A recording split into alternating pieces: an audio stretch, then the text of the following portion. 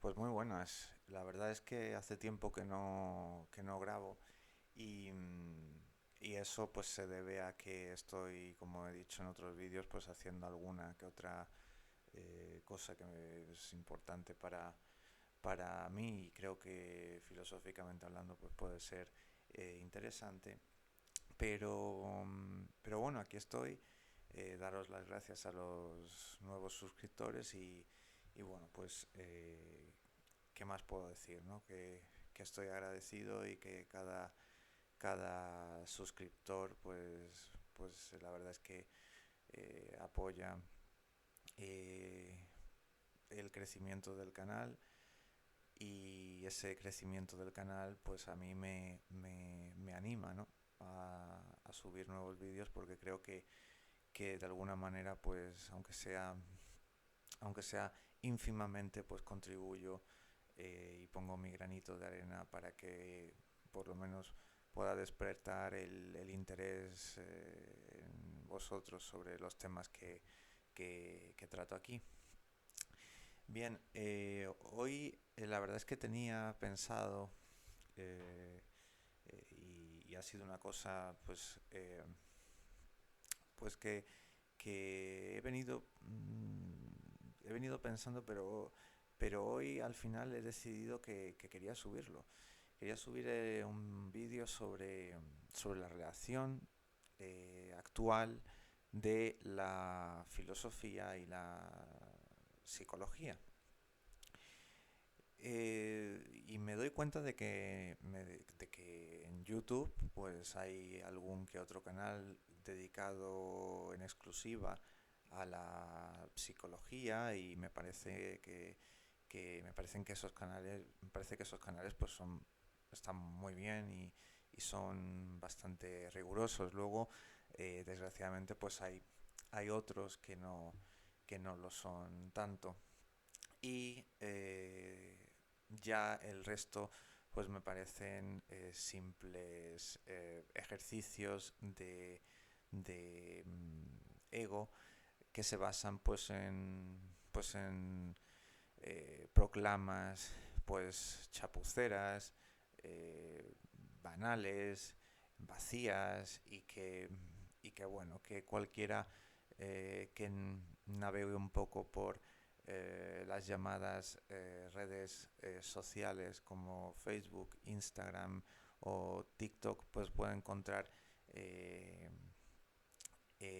los mensajes que pues toda esta gente pues va diciendo, ¿no? Que son cosas al final que, que son inocuas y que, bueno, pues te pueden alegrar un minutito y al, y al segundo siguiente de ese minuto, pues estar exactamente igual que estabas, ¿no?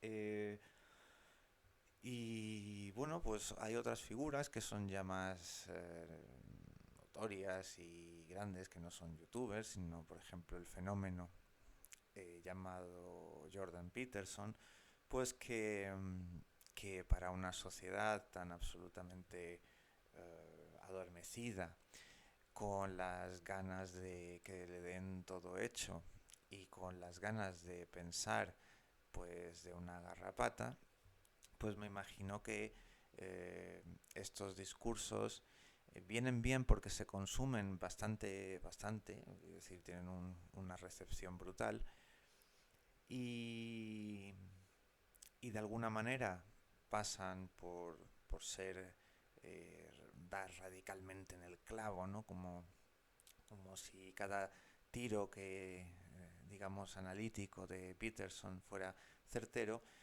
y al final el resultado pues es el mismo que para aquellos que pseudo coachings o pseudo coachers o como se llamen, pues que sigue siendo pan para hoy y mucha hambre, como decía, o mucho hambre para mañana, ¿no?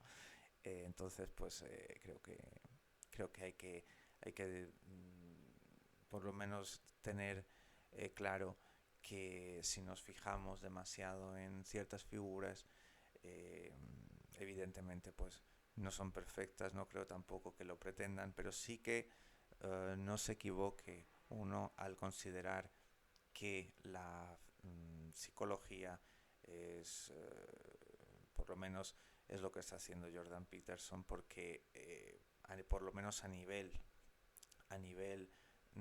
público es más bien un ejercicio de marketing con toda una línea editorial brutal detrás y nada más. Entonces, sepamos distinguir los fenómenos de masas de aquellos que no lo son. Bien, la cuestión de la filosofía y la relación de la filosofía con la psicología no es nueva. La psicología significa literalmente el discurso, la reflexión, la racionalidad, el uso de la razón aplicado a la psique o psique. La filosofía se ha encargado de la psicología pues desde hace pues 4.000 años, vamos a ponerlo así, 4.000 años. Claro, esto suele olvidarse porque hoy en día pues la psicología parece como una novedad, pero debemos recordar que Aristóteles, por ejemplo, escribió su libro de Ánima, ya se le ha titulado así, que en griego es peripsiges, en torno a la psique o sobre la psique, que no es más que un libro sobre psicología, que de ninguna manera está desvinculada de la filosofía. Pero es que además tenemos el caso de Platón con el Fedón o la inmortalidad del alma. Y tenemos muchos otros, pero lo digo por los más conocidos, ¿no? O los que menos conocen ciertos o muchos psicólogos, pero que están ahí y que hablan de la psique o de la psique. Bien, también por supuesto el banquete de Platón, ¿no? Pero están ahí y de repente parece como que la filosofía es algo que no tiene relación, al menos directa, con la cuestión de la psique o con el alma o con la mente o con el espíritu. Y claro, ¿cómo es posible que la psicología parezca a nuestros ojos como más nueva, como más, quiero decir, como una disciplina que ha emergido? La psicología no ha emergido, ha estado ahí siempre. Lo que pasa es que como disciplina, vamos a llamarla, entre comillas, autónoma, eh, es evidente que surge por algo. Y ese algo yo creo que parte de la división de Dilthey de las ciencias. Por un lado, distingue entre ciencias de la naturaleza y por otro lado, pues las ciencias, tenemos las ciencias del espíritu. Dicho muy someramente, el ámbito, lo que llamaríamos lo objetivo, entraría dentro de las ciencias de la naturaleza, mientras que las ciencias del espíritu quedarían en el ámbito subjetivo, y en las ciencias de la naturaleza se utilizaría una razón instrumental. Claro, aquí hay un problema, porque a partir de esta división se considerará, o habrá intentos por considerar a la psicología como una ciencia, es decir, una disciplina que sigue el llamado método científico con sus criterios de falsabilidad, reproducibilidad y repetibilidad, etcétera, ¿no? Pero aparte, digo que hay una problemática porque claro, Dilthey divide ciencias del espíritu, es decir, hace la distinción entre ciencias del espíritu y ciencias de la naturaleza. Si a día de hoy, y esto viene de largo, pero a día de hoy consideramos que, digo, lo voy a decir en impersonal, se considera que la psique no es más que un fenómeno cuyo origen es absolutamente material, que es localizable además en el cerebro y que todo se reduce a una cuestión de reacciones químicas, donde entrarían todas las relaciones sinápticas y neuronales, etcétera, y todas las, ¿no? Toda esa complejidad que se da dentro del cerebro. Si el espíritu, si el alma y si o la psique se reduce o queda degradada a un mero fenómeno reflejo de esa actividad química, entonces la psicología ya no será una ciencia del espíritu, lo cual es bastante curioso porque será una ciencia natural. Y si algo tiene que ver la psicología es precisamente con el alma y con la mente y con el espíritu, pero ya despojada de toda, vamos a decir, de todo elemento trascendente o inmaterial. En ese sentido, la psicología quedaría dentro de las ciencias naturales o de las menos, al menos dentro de las candidatas o pretendientes a ser ciencias naturales de alguna manera autónomas, ¿no? Bien, eh, digo porque todavía hay muchos psicólogos que no son capaces de definir, y he leído unos cuantos, de definir qué sea el alma. O bien el alma le dan un cariz metafísico, lo cual parece ser que es ya motivo suficiente para descartarla, o lo bien dan una definición que a mi juicio es insuficiente y que en cualquier caso va a responder como buen psicólogo materialista, simplemente respondiendo al cómo es eso que llamamos mente o alma y no por qué es así o qué es en esencia el alma o la psique. Por ejemplo, en el libro, lo pongo aquí, a ver si Los científicos y Dios, a ver, ahí está, de Antonio Fernández, dice que, que la ciencia responde a la pregunta ¿cómo? No a la pregunta ¿por qué? Y me remito porque es un libro muy interesante y en efecto cuando la ciencia habla del cómo, eso no quiere decir que la filosofía o la psicología digan, bueno, se acabó, aquí no hay nada que hacer. No, hay que hacer, hay que hacer. Lo que te están diciendo es que la ciencia habla de eso, no que el resto de disciplinas no puedan hacerlo y que de esa manera queden descartadas de el discurso en torno al cómo, ¿no? Esa pregunta. Um, pero existe, como digo, un, un problema que es, como hemos dicho, primero una división que traerá y que como vemos tiene un problema si la psicología, que es el estudio de la psique, se niega a sí misma para convertirse en una ciencia natural cuyo estudio ya no sería el alma, sino que sería el cerebro.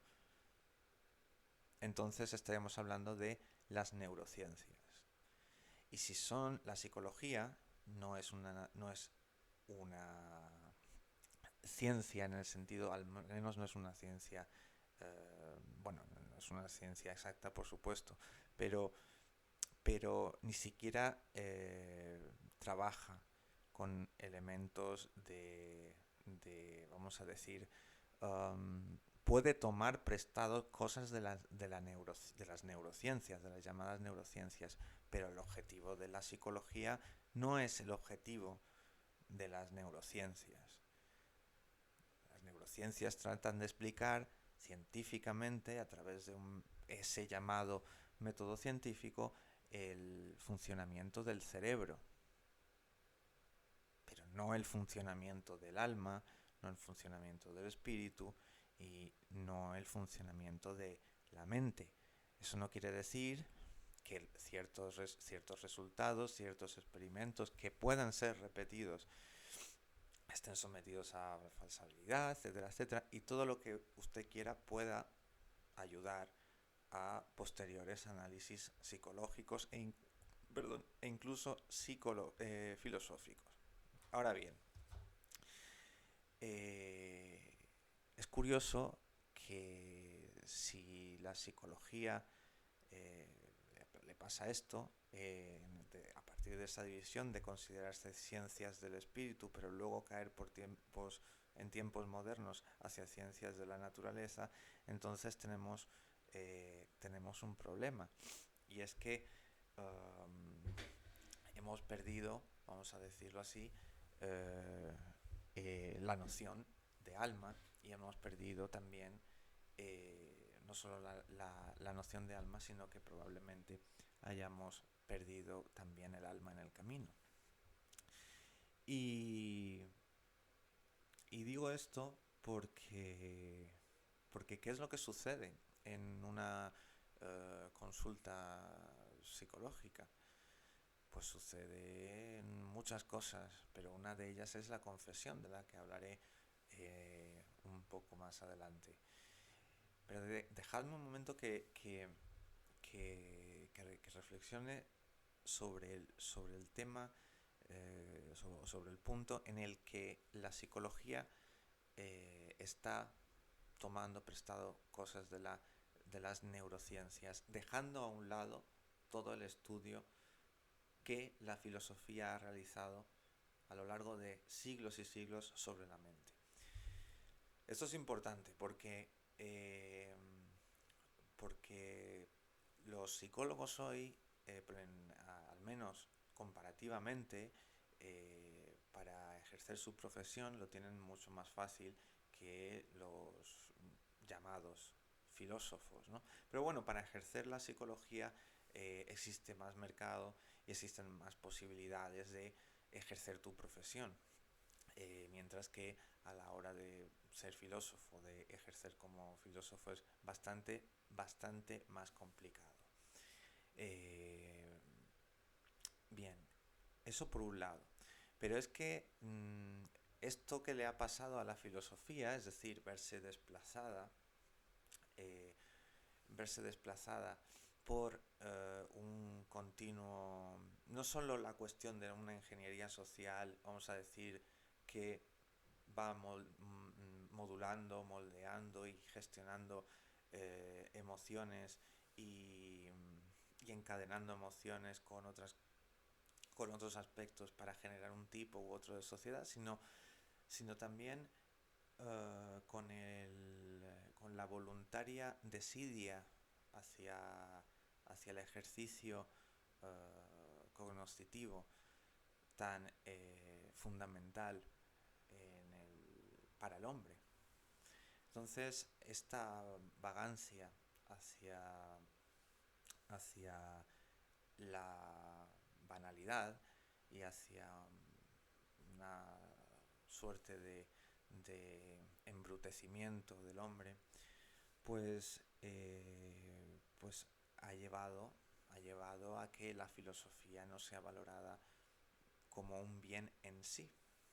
Entonces, como esto ha sucedido, no se ha ido ejerciendo, cada vez ha sido más vilipendiada, más pisoteada, etcétera, etcétera. De manera que su ejercicio profesional cada vez es más difícil. Pero que no crean los psicólogos, tanto los que son buenos como todos aquellos psicólogos que solo tienen el título, que no crean que lo van a tener fácil siempre. Y probablemente ahora de igual, pero la psicología tenderá, si no se remedia, a desaparecer, igual que sucederá con la filosofía. No creo que desaparezca del todo, pero sí le pasará algo similar, y es que será desplazada por lo que estamos llamando ahora neurociencias. Y esta suerte de embrutecimiento, no es que el neurocientífico sea un bruto, quiero decir, es lo que se hace, cómo se ensambla en la sociedad. Si solo cuentan las neurociencias, y el discurso en torno a la ciencia es tan potente, precisamente porque ni siquiera nosotros estamos ahí, no tenemos ningún interés en reflexionar nosotros, y damos una autoridad al científico automática, y eso habría que revisarlo, por qué sucede también. Pero la cuestión es que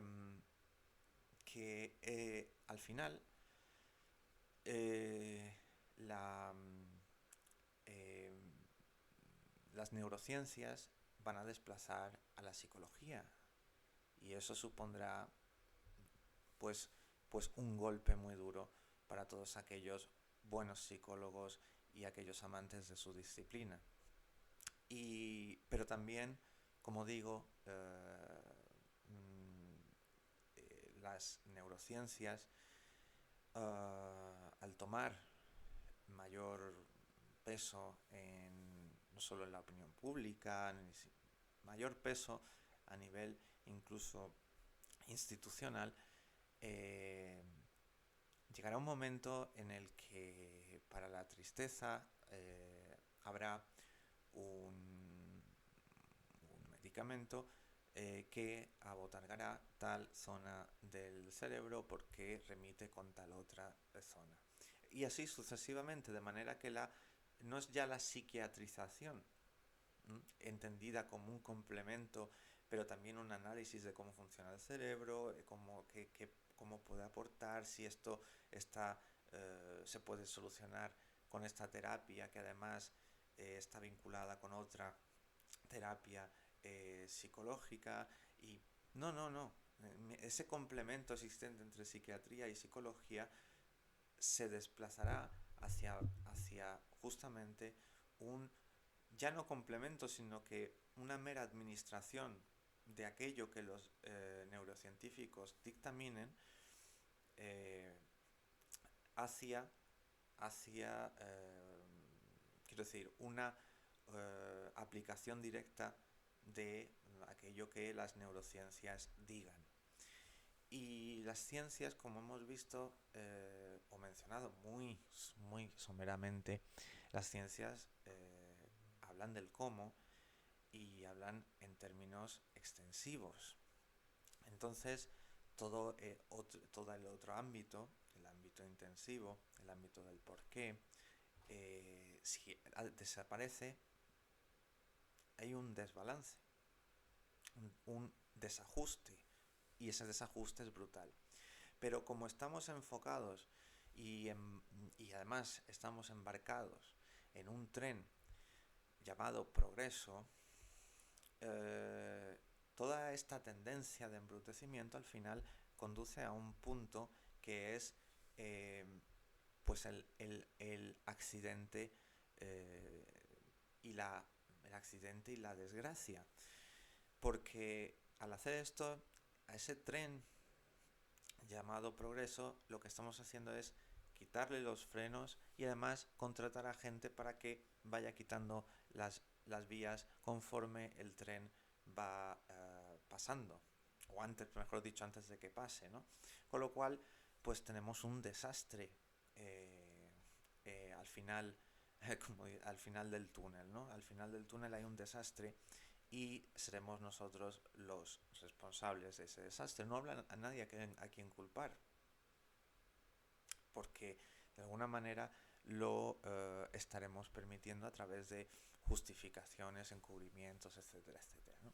Pero es algo que está ahí y, y que no extrañe que que la misma idea de hombre sea o ya aparezca hoy como un crimen justamente contra la humanidad. Es decir, no debe existir hoy una idea de hombre, sino más bien la destrucción o la deconstrucción de la misma.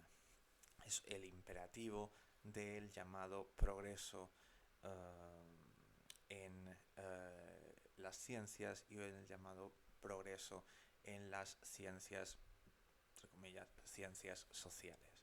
Bueno, sea como sea, decía que hay algo muy especial que sucede en la consulta de un psicólogo, un terapeuta, y es la confesión. Eh, y la confesión, como digo, no solo sucede aquí, en este punto de, de la consulta del psicólogo, sino que es un fenómeno que en Occidente, sobre todo la Europa católica, pues conoce bastante bien, ¿no? Generalmente se entiende, bueno, confesar al final es admitir una culpa y, o admitir una falta, ¿no? En el catolicismo, el confesarse generalmente pues viene asociado con los pecados, ¿no? Confesar pecados, siendo el pecado una falta y la concepción del pecado pues no es otra cosa que un alejamiento de Dios.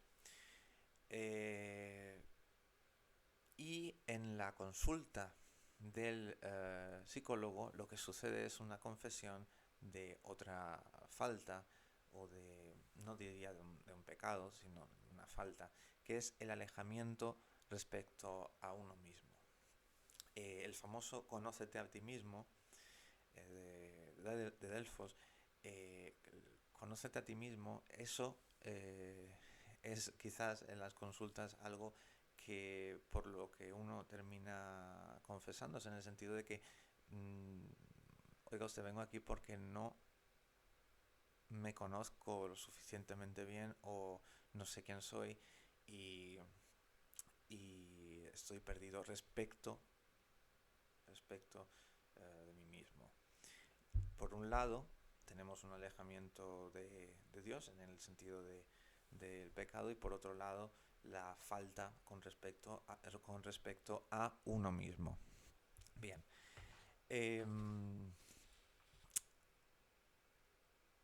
La diferencia es que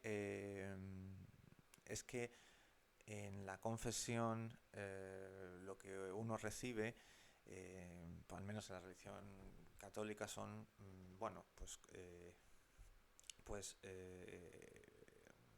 una reflexión, una oración y se trata todo el tema en términos relativos a valores absolutos, mientras que en la consulta del terapeuta los valores no están tan definidos porque depende del tipo de terapia que se esté aplicando, de las convicciones del psicólogo, etcétera, etcétera, etcétera. Pero en última instancia el ejercicio de la confesión es dar el testimonio de que algo no anda bien, y para eso se necesita una, una mínima introspección eh, y por otro lado la necesidad y el reconocimiento de la necesidad de una exterioridad. Um, Y, y generalmente, um, eh, ya diría que, que hay veces que las dinámicas dentro de las consultas o pues, pues son muy diversas. Y, los buenos psicólogos son aquellos que son amantes de la filosofía y amantes de la psicología. Lo digo porque, por supuesto, el arte está de por medio, eso sin duda, pero lo digo porque son amantes del saber. Y un psicólogo que no quiera aprender, un psicólogo que no quiera saber más de lo que le da el colegio, digo el colegio de psicólogos, o más de lo que una academia le da como paper que, que sea su Biblia, pues en última instancia, si no analiza y no reflexiona sobre todo ello y no va más allá, será un mal psicólogo, porque será incapaz de cuidar. ¿Cómo va a cuidar? Porque esa es la labor del terapeuta, el cuidar, eso es lo que significa en griego, eh, el cuidador. ¿Cómo va a cuidar si no sabe cuidar? Y más importante, si no eh, sabe cuidarse. Entonces, todas estas cuestiones parece que son cosas baladí y que es una cosa baladí que no va a ningún sitio, pero sí va. Y va a que el tocar el alma de una persona es muy arriesgado y muy peligroso si se hace mal. De ahí que, que deba existir la exigencia de, de un psicólogo para mantenerse siempre dentro de la filosofía y dentro de su propia labor como psicólogo. Así pues, cuando se dice que este tema ya está superado, que pues Freud está superado, que Lacan está superado, que Jung está superado, pues yo diría que nunca se superan. No hay una superación. Lo siento mucho, no hay una superación. Probablemente se necesite, de hecho. Cuando yo he leído, por ejemplo, al túnel del ego, o del yo, de Metzinger, siento que le faltan muchísimas cosas y que no me basta. Y encuentro muchísimos aciertos muy interesantes, pero no me basta. Entonces a lo mejor tengo que recurrir a Freud o a Lacan, incluso a Jung. Y a lo mejor llega un momento en que no puedo seguir con lo que me ofrece Metzinger es realmente poco satisfactorio. Pero ya el hecho de que las neurociencias, de que de hecho el discurso en torno a la psique se esté, vamos a decir, neurocientificando, pues ya es algo bastante peligroso. Y, y bueno, pues como digo, cuando uno va, por ejemplo, a la consulta de un psicólogo, tanto el psicólogo tanto el psicólogo como el terapeuta, perdón, tanto el psicólogo como el paciente deben esforzarse por reflejar o llegar a una imagen de la sociedad, a una imagen del hombre y a una imagen de sí mismo. ¿Por qué digo esto? Porque se habla mucho del contexto social, pero bueno, es que el psicólogo tiene un contexto social, la persona que va a consulta tiene un contexto social, pero sabemos, aparte del contexto social, qué es esta sociedad. ¿Y qué es una sociedad? Lo sabe el terapeuta, lo sabe el paciente.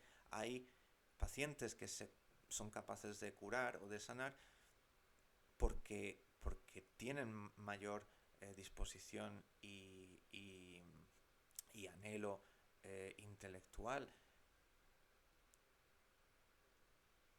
Y también se curan porque hay un terapeuta que sabe lo que comúnmente se dice, en qué mundo vives. Y sabe qué imagen de hombre tiene en la cabeza.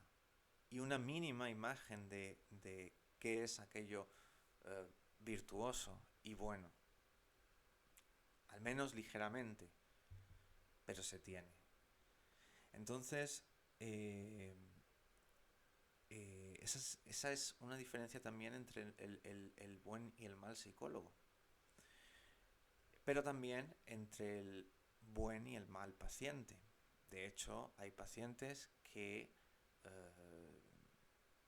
directamente nunca se curarán porque, no ya directamente porque tengan una enfermedad incurable, sino sencillamente porque son incapaces de vencer ese narcisismo precisamente de nuestros días, de yo soy cualquier cosa que quiera ser, como un delfín, como una mariposa, como una X, como cualquier cosa, incluso Dios.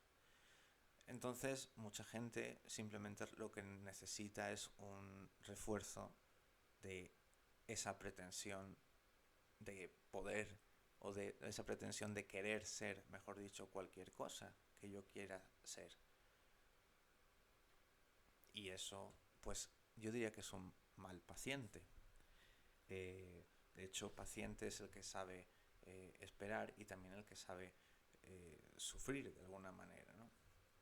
Eh, y bueno, para cerrar esto, porque si no se haría demasiado largo, sí que entra en juego el factor tiempo. El psicólogo es una persona de carne y hueso, igual que lo es el paciente. Y el día tiene 24 horas. Y, y todo ello juega en contra de una terapia, el tiempo. Y se nos echa encima. Entonces, para estas cuestiones digamos, de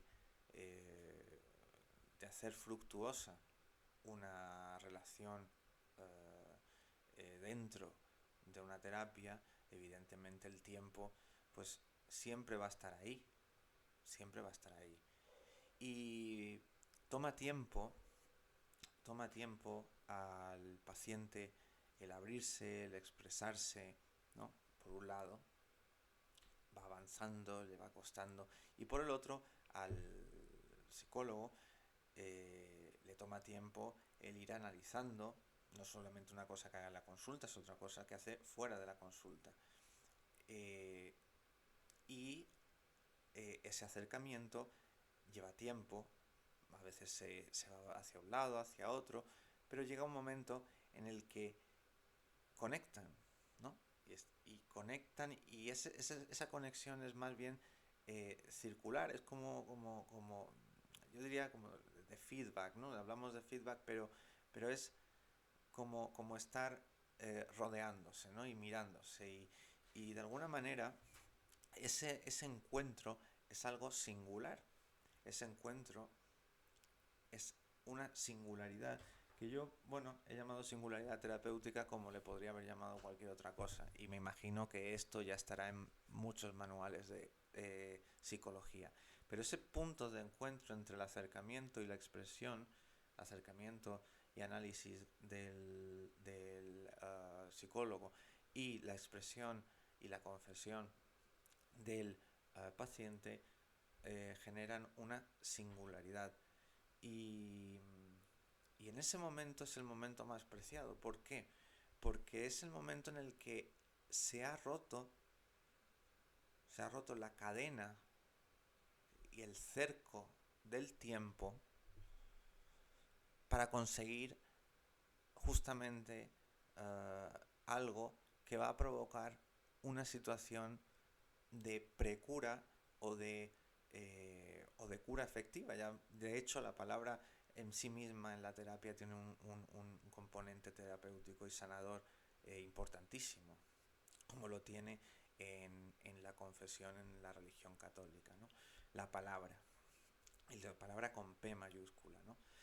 Ya sea la palabra de Dios, ya sea la palabra en sí misma, en el sentido de ir, poner de manifiesto cómo la palabra implica un aliento, cómo implica un comunicar y cómo implica una exterioridad y por tanto la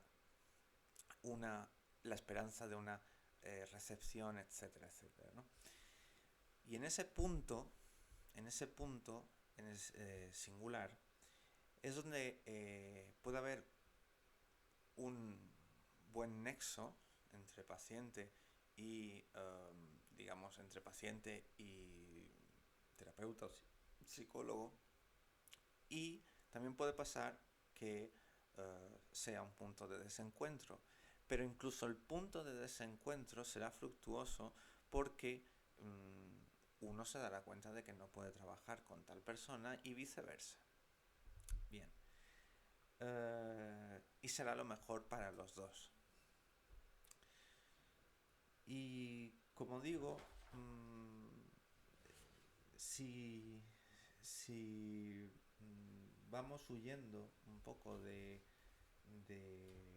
bueno, un poco bastante, ¿no? Si vamos huyendo de todo ello, pues al final, si vamos huyendo precisamente de, de psicología, de filosofía, nos quedaremos pues como meros salmones, ¿no? Ahí dando coletazos y ya está, queriendo poner huevos y punto. No tendremos mucho más que aportar, la verdad. Y, y quería leer un fragmento del libro de Jung, que se llama Recuerdos, Sueños y Pensamientos. Quería leerlo, pero también para terminar quería decir que no nos podemos deshacer tan a la ligera de 4.000 años de investigación y de sabiduría. No podemos. O sea, ¿qué clase de bestias somos si hacemos eso? ¿Qué clase de investigadores de la psique somos? ¿Qué clase de amantes de la sabiduría somos? No lo sé. Lo que sé es que vamos a hacer vamos a hacer un ejercicio de estupidez brutal, ¿no? Entonces, si vamos perdiendo, como he querido, y lo he hecho intencionadamente, la cuestión de la confesión, porque simbólicamente es muy importante, como es la palabra, pero cada vez vamos a un camino de un interior sin interioridad, de una incomunicación brutal, de una imposibilidad de confesión, de una negación de la exterioridad, que es justamente la idolatría al yo al menos muy mal entendido.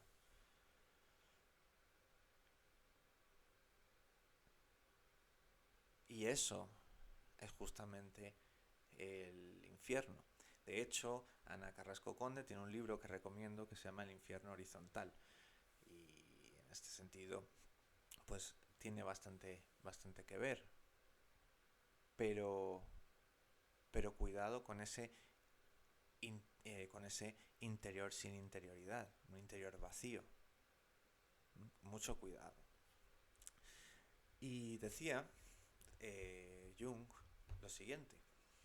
Decía, la mayor parte de mis pacientes no consistían en personas creyentes, sino en aquellos que habían perdido su fe. A mí vinieron las ovejas perdidas. El hombre creyente tiene también hoy la posibilidad de vivir los símbolos en la iglesia. Cada vez, me imagino que menos. Pienses en la vivencia de la misa, del bautismo, en la imitación de Cristo y tantas otras cosas, de las que, por cierto, Jung tiene también tiene varias reflexiones, pero tiene un libro dedicado a ello, ¿no? Pero una tal vida y vivencia del símbolo presupone la participación viva de la fe, y ello falta con mucha frecuencia al hombre actual. En los hombres neuróticos falta las más de las veces. En tales extremos estamos obligados a observar si el inconsciente no ofrece espontáneamente símbolos que suplan esta carencia. Entonces queda siempre en pie la cuestión de si un hombre que tiene los sueños o visiones adecuadas es capaz de comprender su sentido y aceptar las consecuencias. Vivimos en un mundo cada vez más pobre de símbolos, cada vez más pobre de imaginación. Y todo ello pasa factura. Y me imagino que tanto para los filósofos, pero también para los psicólogos, esto constituye, al menos para los buenos, que los hay, un reto increíble. Un saludo a todos y cuidaos. Chao.